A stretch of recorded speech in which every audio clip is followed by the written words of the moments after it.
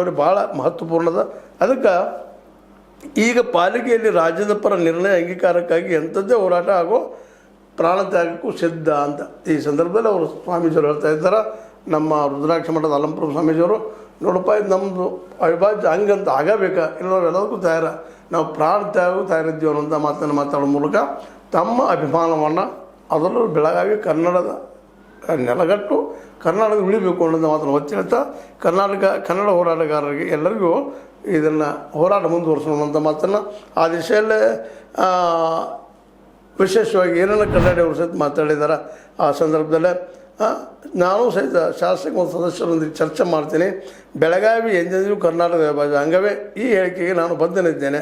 ಪಾಲಿಕೆಯಲ್ಲಿ ರಾಜ್ಯದ ಪರ ನಿರ್ಣಯ ಅಂಗೀಕರಿಸುವ ಕುರಿತು ಶಾಸಕ ಅಭಯ್ ಪಾಟೀಲ್ ಹಾಗೂ ಪಾಲಿಕೆ ಸದಸ್ಯರೊಂದಿಗೆ ಚರ್ಚಿಸುತ್ತೇನೆ ಅಂತೇಳಿ ನಾನು ಈವನ್ BJP ಎಲ್ಲ ಶಾಸಕರೊಂದಿಗೆ ಎಲ್ಲರೂ ಚರ್ಚೆ ಮಾಡ್ತೀನಿ. ನಮ್ಮ ಅವಿಭಾಜ್ಯ ಅಂಗ ಅಂತೇಳಿ ಹಿರಣ್ಣ ಕನ್ನಡಿ ಹೇಳುವ ಮೂಲಕ ತಾವು ಅದರ ಪರ ಇದ್ದೀವಿ ಅನ್ನೋಂಥದ್ದು. ಅದೇ ಕಾಲಕ್ಕೆ ಸತೀಶ್ ಅವರು ಸಹಿತ ನಾವು ಚರ್ಚೆ ಮಾಡ್ತೀವಿ, ನಾವು ಅದ್ರ ಜೋಡಿ ಇದನ್ನು ವಿರೋಧ ಮಾಡ್ತೀನಿ ಅನ್ನುವಂಥ ಮಾತನ್ನು ಹೇಳ್ತಾ ಇದ್ದಾರೆ.